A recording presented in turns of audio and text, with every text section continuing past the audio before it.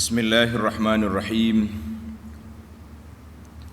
Alhamdulillahi rabbil alamin, wassalatu wassalamu ala rasuli rabbil alamin, nabiyyina wa habibina wa qudwatina Muhammad ibn Abdullah wa ala alihi wa sahbihi wa man sar ala nahjihi wa ihtada bihadihi wa istanna bisunnati ila yaumiddin.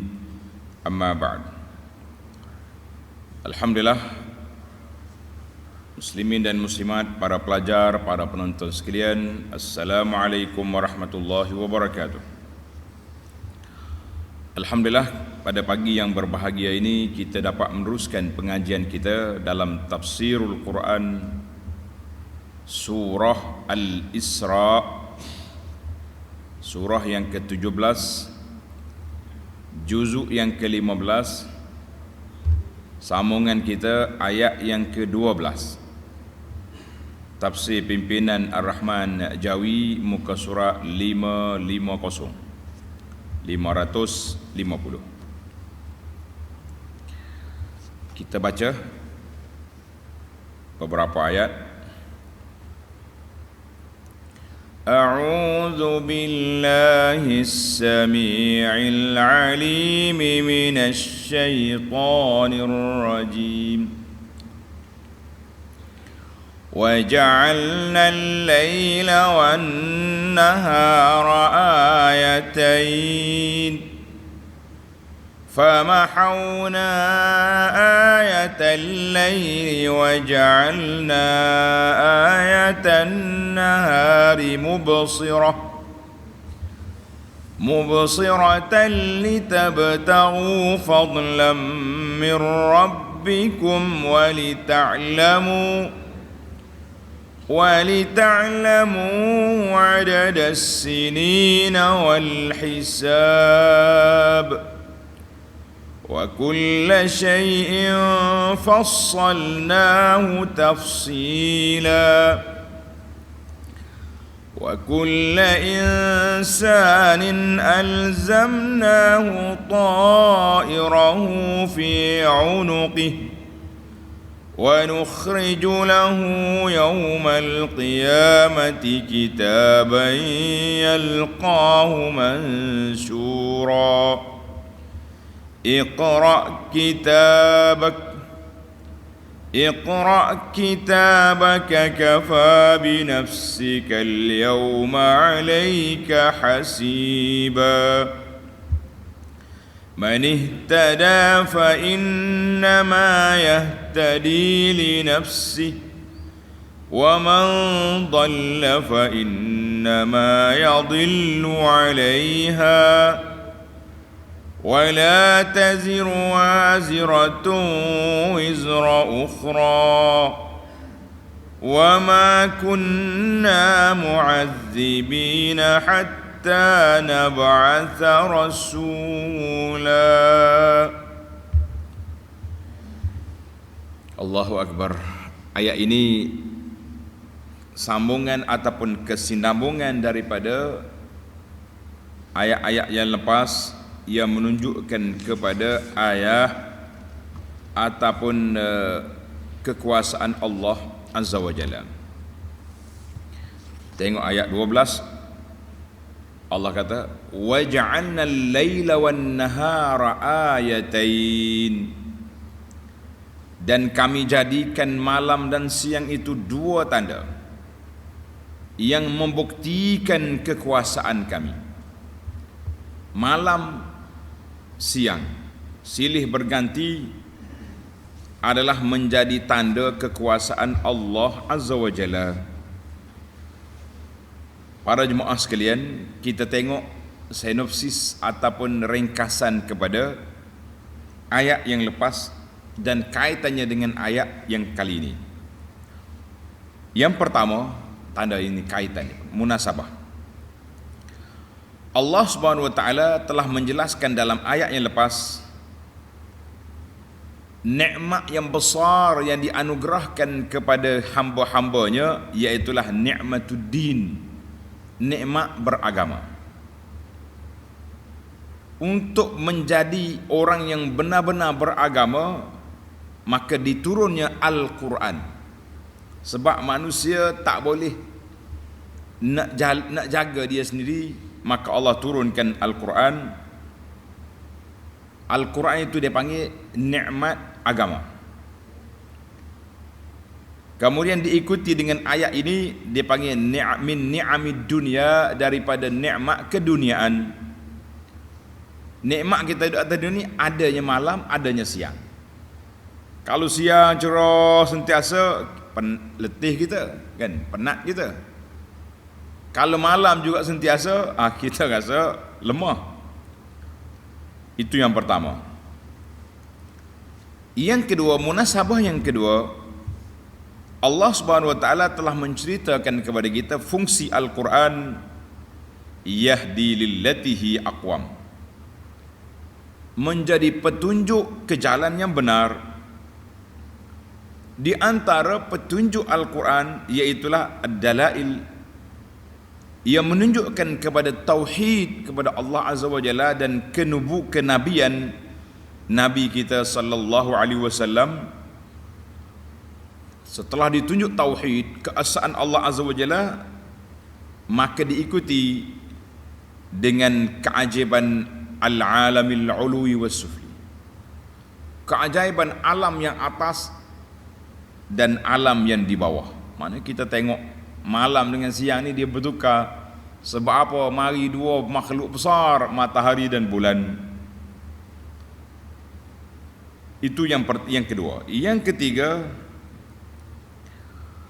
Allah Ta'ala sebut dalam ayat yang ke-11, wa kanal insanu ajula, sifat manusia ni gopo, kelang kabut, nak cepat, belorat, sifat manusia.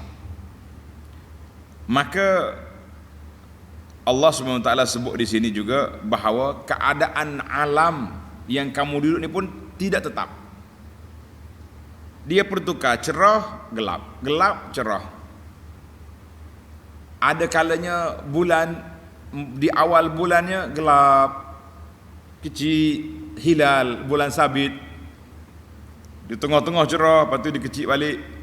Maknanya hidup manusia ni orang panggil pasang surut, cerah, gelap, hujan, panas. Tak stabil. Demikianlah dengan hati manusia juga tidak stabil. Hari ni dia suka pergi masjid, petang karang dia suka pergi tempat lain.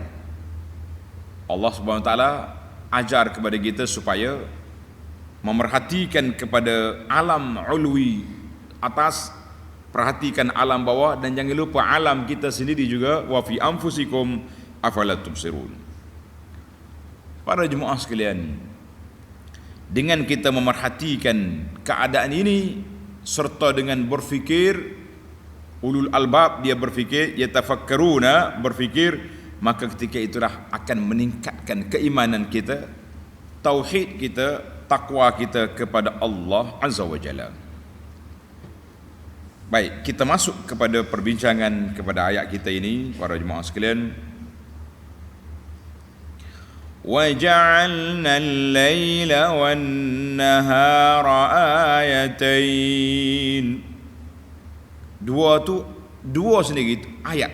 Apa makna ayat? Tanda kekuasaan Allah Azza wa Jalla. Kita ni kadang-kadang tak sedar pun tengok malam dah. Tapi yang ramai tak sedar, dah siang. Sebab waktu maghrib itu sedar juga dia lara ke, leka ke, duduk pasar petang ke, duduk pasar malam ke, duduk atas jalan raya ke, buat kerja, kita nampak matahari turun, gelap-gelap. Tapi yang banyak tak sedar dengan nikmat Allah Azza wa Jalla ini, idbarul laili wa iqbalun nahar, malam berlalu, siang datang. Ramai yang tak tahu malam pergi, dia tahu siang sudah datang. Kita hari ini alhamdulillah kita sempat lagi dengan azan subuh, maknanya pertukaran malam dengan siang itu kita sedar. Ada orang lain kalau hari tak cuti, sedarlah dia. Tapi kalau hari cuti jangan tanya, sudah tidak ada dia. Maka yang menciptakan malam dengan siang, yang berkuasa menjadikannya ini yang layak untuk disembah, yang layak untuk dipuja, yang sepatutnya untuk dipuji bukan yang lain daripada Allah Azza wa Jalla. Para jemaah, kita tadabbur ayat ini bersama dengan ayat surah Yasin ayat 37 hingga ayat 40. Tuan-tuan tengok dalam Yasin ayat 37, wa ayatul lahumul lailu naslakhu minhun nahar fa idza hum muslimun wasyamsu tajri limustaqarrin laha dzalika taqdirul azizil alim wal qamara qaddarnahu manazil hatta ada kal urjunil qadim. Jadi bulan tu besar kecil jadi macam mayam tama yang lama. Itulah dia panggil perjalanan hidup manusia. Kita sama juga. Kecil baby keluar daripada perut mak, semua orang suka. Kemudian sudah puas duduk atas dunia, keluar kita daripada dunia, semua orang menangis. Masya Allah, disambut dengan ketawa, diiringi dengan tangisan. Hakaza al-insan. Baik. Bagaimana Tuhan nak detailkan lagi tentang pertukaran malam dengan siang. فَمَحَوْنَا آيَةَ اللَّيْلِ,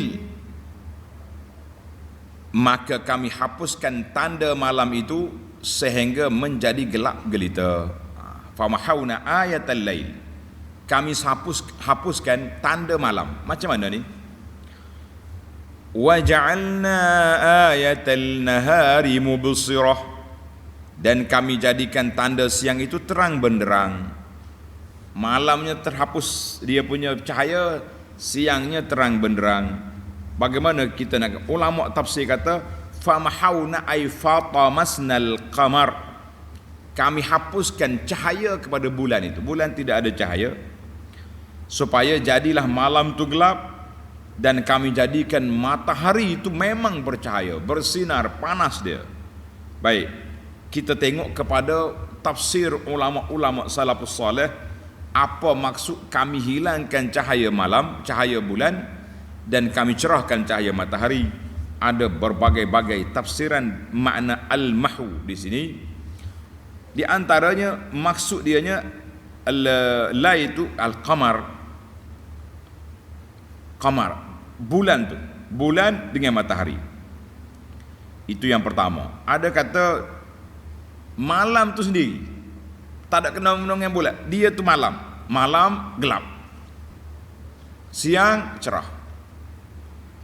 Itu satu, malam, bulan dengan matahari. Ada yang mengatakan tanda bagi malam itu alamah. Kita nak tahu malam ke siang, tanda dianya gelap. Habis kita. Keluarnya bulan, keluarnya malam. Malam dah kita ni. Nak tahu tanda siang, keluarnya cahaya, terbitnya matahari, maka kita tahu ini sekarang dah siang. Kecuali orang yang buta lain cerita kan. Allahu Akbar. Baik. Ada yang mengatakan tadi 3 dah kita kan. Ada yang mengatakan malam itu asal kejadian bulan tu, gitulah keadaannya. Asal kejadiannya bulan tu cerah juga. Bulan tu cerah juga. Kemudian mahauna, Allah kata supaya tidak bertembung bulan dengan matahari, dipadamkan cahaya bulan, dikekalkan cahaya matahari. Masya Allah, tabarakallah. Ada juga pendapat yang mengatakan iaitulah mahauna, bulan itu asalnya kecil, kemudian besar, kemudian dihilang kembali.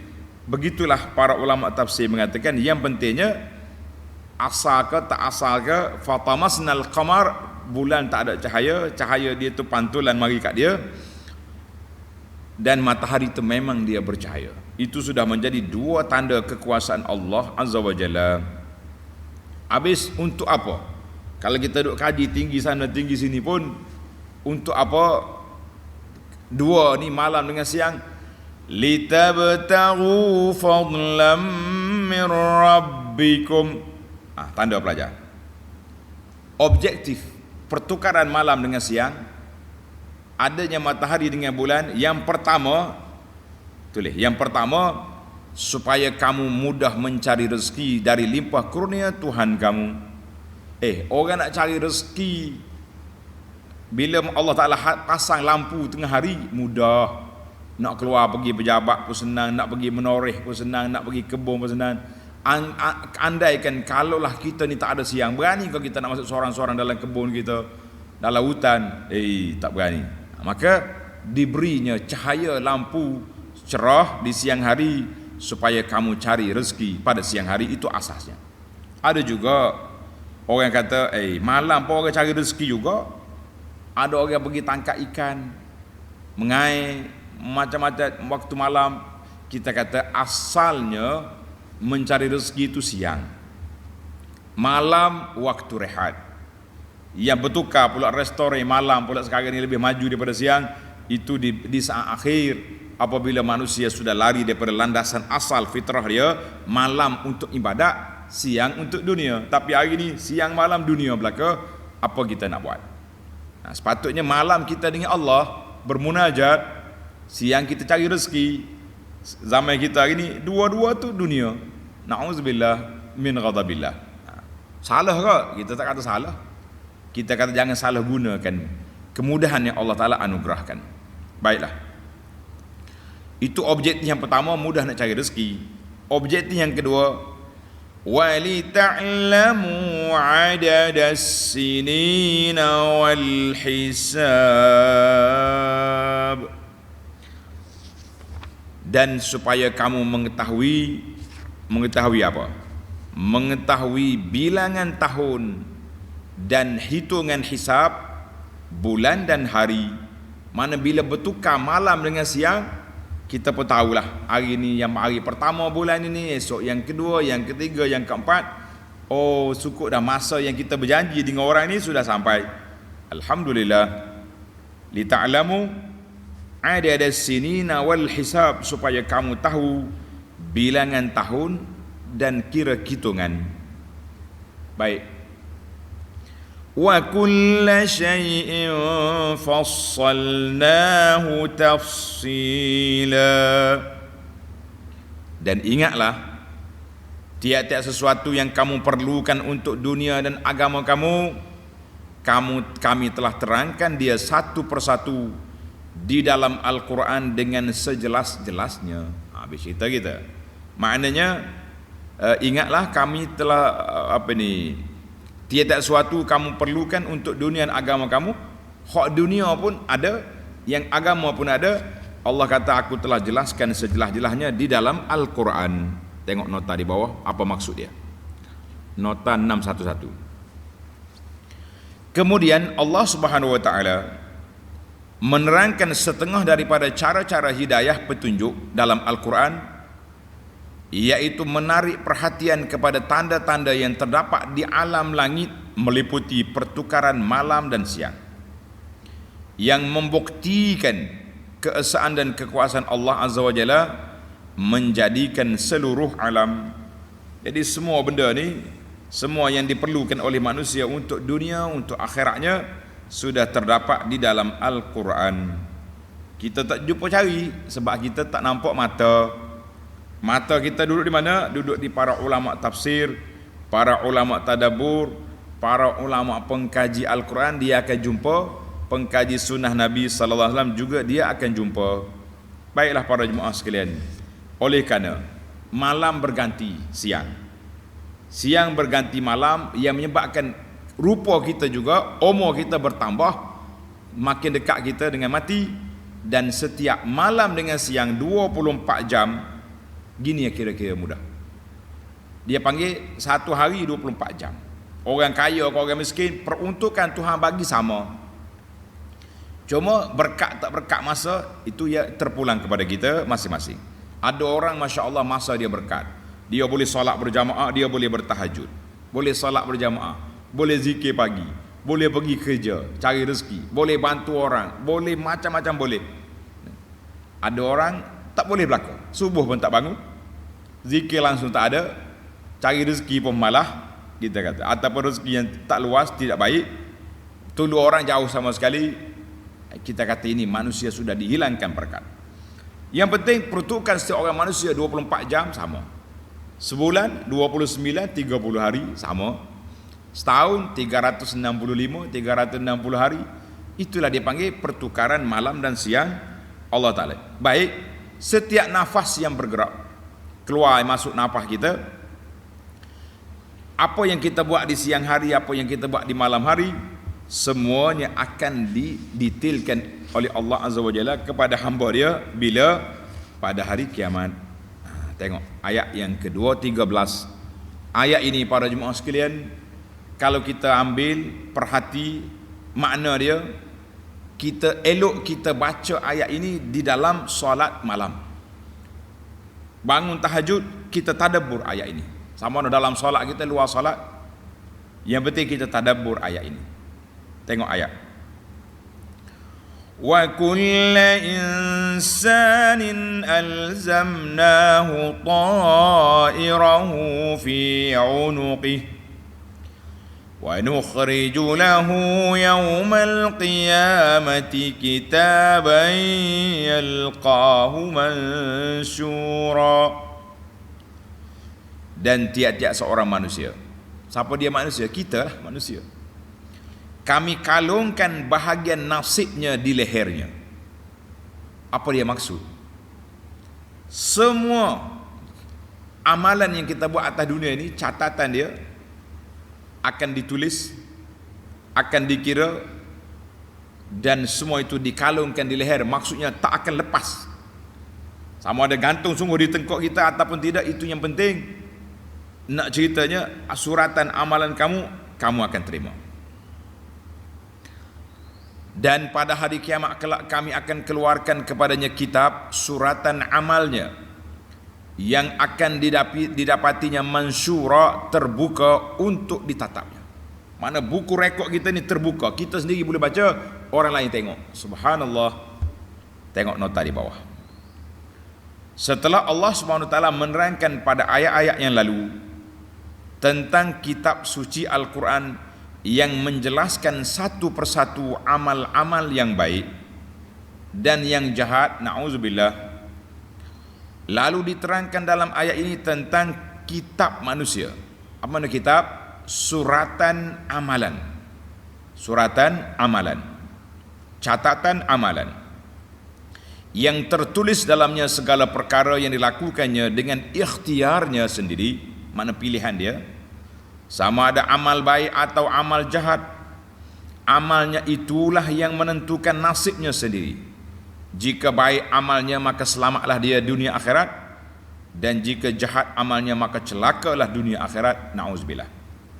Amalnya dan nasibnya diibaratkan sebagai tanda yang dikalungkan di lehernya, yang tidak dapat dipisahkan daripada dirinya, kerana dialah sendiri yang bertanggungjawab terhadapnya.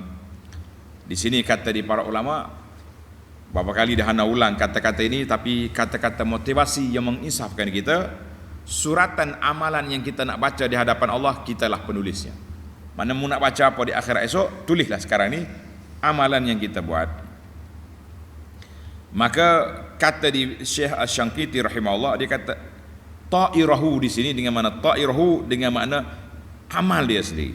Amalan dia tu akan dibawa. Ada yang mengatakan apa yang telah terdapat dalam ilmu Allah Azza wa Jalla tentang bahagia ataupun celaka. Jadi semuanya sudah digazet oleh Allah Azza wa Jalla.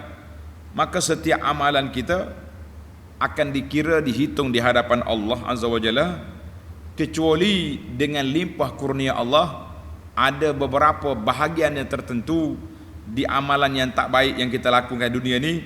Setelah kita insaf, setelah kita bertaubat, setelah kita menyesali perbuatan kita yang lalu, maka Allah dengan limpah kurnianya ditutup keaifan itu di hadapan manusia. Itulah di antara doa Nabi Allah Ibrahim alaihissalam, wala tukhzini yauma yub'atsun, ya Allah jangan engkau hinakan aku pada saat engkau bangkit di hari kiamat. Kita banyaklah berdoa kepada Allah Azza wa Jalla, banyak bertaubat kepada Allah Azza wa Jalla. Semoga dosa-dosa kita yang lalu, dosa kita yang lepas disembunyikan, dimaafkan oleh Allah Azza wa Jalla atas dunia ini, dan disembunyikan daripada dibicara pada hari akhirat esok. Allah Ta'ala akan tunjuk, kita akan tengok rekod kita. Bila tengok rekod menggigil kita, apa akan jadi? Tuhan tanya, membuat ke tidak? Buat. Ngaku semua.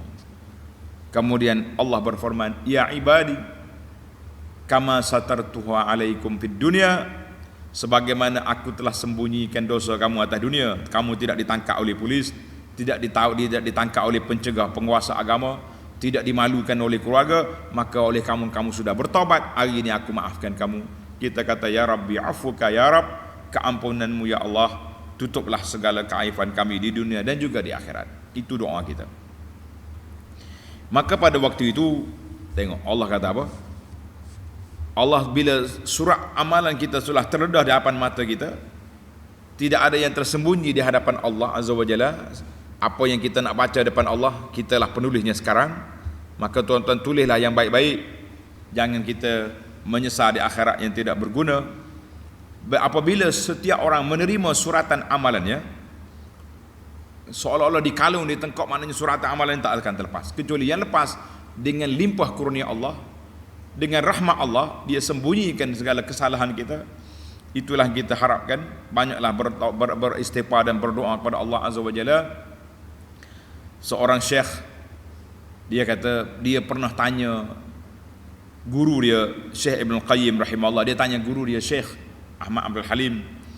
Dia kata, Syekh, bagi seorang manusia, yang manakah lebih bermanfaat? Sama ada kita istighfar banyak, astaghfirullah, astaghfirullah, astaghfirullah, ataupun kita banyak berzikir, subhanallah, alhamdulillah, wala ilaha illallah, wallahu akbar. Yang mana lebih bermanfaat? Dengar ni tanda semua ibu bapa. Yang mana lebih bermanfaat? Istighfar atau zikir? Jawab di Syekh Ahmad rahimahullah. Dia kata, kita tengok kepada baju kita. Baju kita ni kalau bersih, baju sudah bersih, maka bahur, wangian tu lebih bermanfaat. Kita pakai minyak atar, perfume comel-comel, gosok, sedap bau, comel. Tapi kalau baju kotor, tidak bermanfaat dengan minyak atar, dengan minyak parfum. Kita kena basuh dengan sabun, dengan klorok, dengan air panas, supaya hilang kotoran. Artinya kalau kita ni banyak dosa, maka kita banyak istighfar, astaghfirullah, atub ilaika ya Allah, aku minta ampun padamu ya Allah, sebab dosa kita banyak. Tapi kalau dosa kita sudah banyak taubat, maka kita memperbanyakkan perhias ke diri. Kita banyak guna perfume, kita banyak guna, iaitulah kita memperbanyakkan tasbih, tahmid, tahlil. Kita banyak subhanallah, alhamdulillah, wala ilaha illallah, wallahu akbar. Baik, tengok keadaan. Jawabnya oleh kerana kita ni ada dua-dua, dosa pun ada, dan taklah jahat sangat kita ni. Kita sudah taubat, sudah istighfar, maka kita banyakkanlah isi masa kita dengan zikir, tasbih, baca Quran, selawat kata Nabi sallallahu alaihi wasallam, perbagaikan. Sebab dua-dua itu dilakukan oleh al-ma'sum, as-sadiqul masduq, Nabi kita sallallahu alaihi wasallam. Walaupun dia tak berdosa, walaupun kaya dia bersih, tapi dia masih lagi mengajar kepada kita menggunakan sabun dan klorok. Nabi kata, aku sendiri beristighfar, bertaubat 70 kali, ada riwayat kata 100 kali sehari. Takkanlah Nabi yang tak ada dosa beristighfar, kita yang memang confirm berdosa tak mau istighfar, kita kata la. Nabi juga mengajar kepada kita zikir 4 kalimah yang banyak kita dah ajar. Tuan-tuan boleh tengok dari risalah yang saya usahakan, zikir 4 kalimah. Kita kata ini juga perlu diperkasakan supaya bajunya dibasuh dan wangian digunakan. Alhamdulillah, dua-dua kena buat.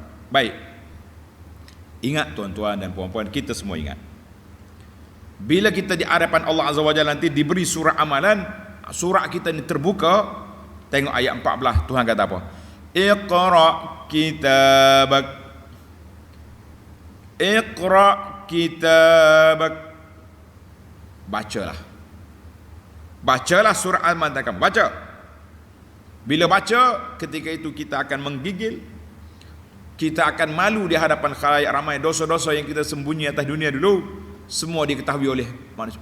Dia ni, ingat ke Pak Haji ni, ingat ke Mak Ajah ni, ingat ke Ustaz ni baik, rupanya ni perangai dia. Na'udzubillah. Kecuali Allah sembunyikan dosa kita, ketika itu kita selamat. Maka Allah kata apa? Kafa bi nafsika al-yawma 'alaika hasiba.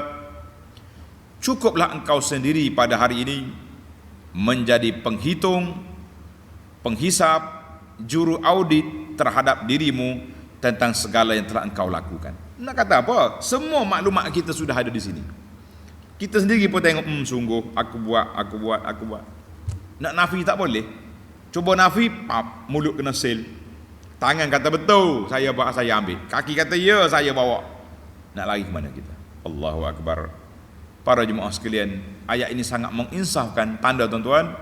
Surah Al-Isra ayat 13, ayat 14 ini bacalah pada waktu malam, ataupun kita mula dengan ayat yang 12 tadi. Kita baca, kita tadabbur malam siang, dosa pahala, syurga neraka depan kita, na'udzubillah. Baiklah, kita tamatkan perbincangan kita. Ayat yang ke-15. Man ihtada fa innama yahtadi li nafsihi wa man dhalla fa innama yadhillu 'alayha wa la taziru waziratun wizra ukhra wa ma kunna mu'azzibina hatta nab'atha rasula. Man ihtada fa innama yahtadi li nafsihi. Allahu Akbar.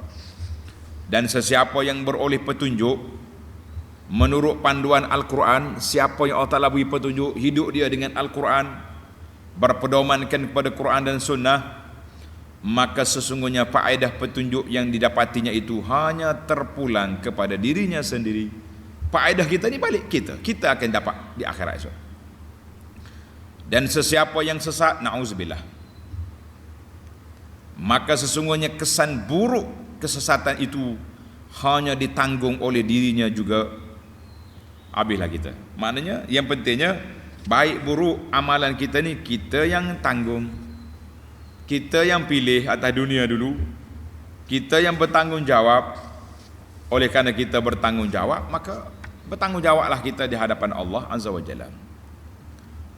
Tadi ayat kita sudah sebut, setiap orang alzamnahu ta'irahu fi unuqih, tergantung di tengkok dia suratan amalan. Mau nak lari mana? Baca. Allahu Akbar. Supaya Allah Ta'ala tidak mau menzalimi hamba dia, maka diberi kepada kita ayat ini, declaration ini. Tuhan kata apa? Wala taziru waziratun wizra ukhra. Dan seseorang yang boleh memikul tidak akan memikul dosa perbuatan orang lain, bahkan dosa usahanya saja. Ingat baiklah. Maknanya setiap orang dia tidak akan tanggung dosa orang lain. Ini dari sudut keadilannya jelas kepada kita bahawa kalau tidak, nyanyi kita, dosa orang lain kita tanggung. Lesh, awak tanggung awak punya, saya tanggung saya punya. Mana orang lain tak akan pergi pada orang lain. Kata di para ulama, kecuali dosa yang berkaitan. Itu tak lepas. Kita dah baca banyak kali dah hadis Nabi SAW kata, man sanna fil islami sunnatan hasanatan. Siapa dia yang mengajak orang menghidupkan sunnah yang baik dalam masyarakat, maka orang buat, kita boleh pahala. Tapi ingat, wa man sanna sunnatan sayiatan, siapa dia buat perbuatan yang buruk menjadi penganjur kepada benda maksiat, semua orang buat naik atas kepala dia belakang. Baik. Kenapa pula? Tadi ayat ni kata tak tanggung dosa orang lain. Sekarang ni nampak macam dosa pula. Bagaimana? Maka di situ para ulama mengatakan Allah Ta'ala tidak akan tanggung dosa orang lain atas kepala orang lain semata-mata, tapi dia akan bertanggungjawab dosa tu dengan apa? Dengan bersebab. Sebab apa awak berdosa? sebab dia tak larang isteri dia buat maksiat. Berdosa dia. Isteri tak utak aurat kita biarkan, anak-anak sama juga, kita berdosa. Ataupun kenapa kau berdosa banyak ni? Sebab dia menjadi penganjur kepada maksiat, maka dia juga bertanggungjawab. Semua tekek orang beli naik atas kepala dia. Jangan main. Maka kita kena campur ayat ini dengan ayat lain, suratul Ankabut ayat 13, wala yahmilunna asqalahum wa asqalam ma'a asqalihim. Penganjur-penganjur, ketua-ketua, bos-bos akan menanggung dosa dia sendiri dan dosa maksiat yang bersebab dengan dia. Mana dia sendiri dosa peribadi sudah tanggung, dosa orang lain juga dia tanggung. Dalam suratul Nahl ayat 25 yang lepas, wa min auzaril ladzina yudhillunahum bighairi ilmin. Dosa orang yang disesatkan, maka orang ini juga bertanggungjawab. Artinya kita ni pada prinsipnya dosa orang lain kita tak tanggung, tapi kalau bersebab dengan kita jadi penanggung dosa. Nauzubillah. Baiklah. Di akhir ayat Allah kata apa? Wa ma kunna mu'azzibina hatta nab'atha rasula. Dan sesungguhnya tiadalah kami mengazabkan siapa pun sebelum kami mengutuskan seseorang rasul untuk mereka untuk menerangkan benar yang salah. Maknanya orang yang tak sampai dakwah, mereka ni tidak berdosa. Tengok nota di bawah penjelasan. Orang yang mendapat petunjuk lalu mematuhi perintah Allah dan Rasulnya, maka kesudahannya yang baik hanya akan terpulang pada dirinya sendiri. Sebaliknya orang yang menyeleweng dari jalan yang benar itu, maka akibatnya yang buruk hanya akan menimpa dirinya sendiri. Dua-dua pilihlah. Nak hak molek ambil, nak yang buruk ambillah. Allah Maha Adil, dan kerana itulah dosa seseorang tidak dapat dipikul oleh orang lain. Asahnya begitu, masing-masing bertanggungjawab. Demikian juga Allah tidak mengazabkan suatu umat sebelum diutuskan seorang rasul yang menerangkan kepada mereka perkara yang benar dan perkara yang salah. Pada masa lalu rasul-rasul diutuskan kepada umat masing-masing, tetapi selepas itu Nabi kita Muhammad sallallahu alaihi wasallam, rasul yang akhir sekali, telah diutuskan kepada umat manusia seluruhnya. Jadi kita dululah. Maka para jemaah sekalian, ayat ini memberi kesedaran kepada kita bahawa adilnya Allah Azza wa Jalla, dia tidak akan azab orang-orang yang tidak sampai maklumat kepada dia. Tak sampai maklumat, tapi zaman kita ini maklumat sudah sampai. Bahkan dia pula berdebat dengan kita, dia pula berhujah. Maka orang ini orang yang masuk dalam di bawah tanggungjawab, sudah sampai maklumat tapi mereka tak terima. Baiklah para jemaah sekalian, kita tamatkan perbincangan kita ini. Dia kata dalam ayat ini Allah Ta'ala sebut hikmat.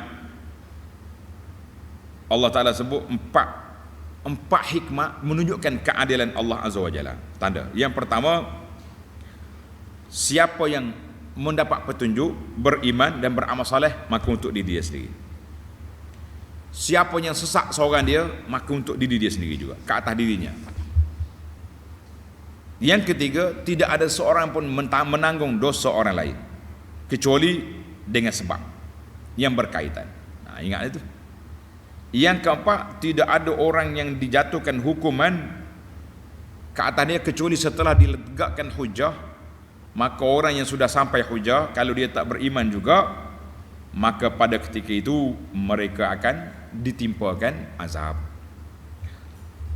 Para jemaah sekalian, itulah keadilan Allah Azza wa Jalla. Maka di sini kata di para ulama, ahlul fatarat, orang yang hidup di antara dua nabi, maka itu dia panggil orang itu selamat. Anak-anak orang kafir, anak-anak orang musyrikin yang mati kecil, la yu'adzibu, Allah Ta'ala juga tidak azab ke mereka, sebab dia belum balik, belum sampai lagi pada mereka. Allah Ta'ala itu maha adil, maha bijaksana. Baiklah, dalam ayat ini, ayat yang kita baca di awal ayat tadi, dia kata usul. Tuhan kata, aku tukar malam dengan siang ni litabtaru fadlan min rabbikum, supaya kamu mencari rezeki limpah kurnia daripada Allah Azza wa Jalla. Di sini ulama katakan ayat ini Allah Ta'ala kumpulkan usulus sa'adah, prinsip kebahagiaan. Ada 3 prinsip. Tanda prinsip kebahagiaan ada 3. Yang pertama, bil amali ma'al jiddi fi. Amalan yang kita buat bersungguh-sungguh, kita suka dengan ibadat yang kita buat, dan kita reda dengan ketentuan Allah Azza wa Jalla. Maka bila kita buat amalan ini dengan sungguh-sungguh, ikhlas, mengharapkan pahala, maka inilah yang akan memberi pulangan yang baik di akhirat esok. Mana buat ibadat, sedekah, apa saja kita suka dengan ibadat, jangan terpaksa, jangan riak. Itu yang pertama. Maka dia akan hidup tenang atas dunia. Yang kedua, sesiapa yang reda, tunduk kepada ketetapan Allah, dia panggil qada dengan qadar Allah Ta'ala, orang ini akan mendapat ketenangan hati dan kerehatan jiwa. Reda. Yang ketiga, wabil kafi lil qabli wal yadai. Siapa dia jaga lidah dia, jaga hati dia, jaga tangan dia daripada menyakiti orang, maka dia akan hidup dengan aman. Allahu Akbar. Ulang balik semula. Usulus sa'adah, asas prinsip kebahagiaan itu ada 3. Yang pertama, apabila kita buat amalan, buat sungguh-sungguh. Kita suka dengan amal baik yang kita buat, dan kita mengharapkan kita boleh pahala, maka orang ini akan suka melakukan kebajikan sebab dia tahu ada pulangan. Yang kedua, kita hidup atas dunia ni kena sentiasa redha dan tunduk kepada ketetapan Allah Azza wa Jalla, maka ini akan melahirkan, membuahkan ketenangan dan kerehatan. Yang ketiga, apabila kita tahan jiwa diri kita, tangan kita, mulut kita, hati kita daripada mengkhianati orang lain, maka kita akan hidup dengan aman dan selamat. Mudah-mudahan insya-Allah kita termasuk di kalangan orang yang berbahagia di dunia dan berbahagia di akhirat. Para jemaah sekalian, insya-Allah setakat itu dulu. Kita akan sambung dalam siri yang akan datang, bermula ayat yang ke-16. Wa iza aradna an nuhlika qaryatan amarna mutrafiha subhanakallahumma bihamdika asyhadu an la ilaha illa anta astaghfiruka wa atubu ilaih. Wa sallallahu ala nabiyyina Muhammad wa ala alihi wa sahbihi ajma'in walhamdulillahi rabbil alamin. Wassalamu alaikum warahmatullahi wabarakatuh.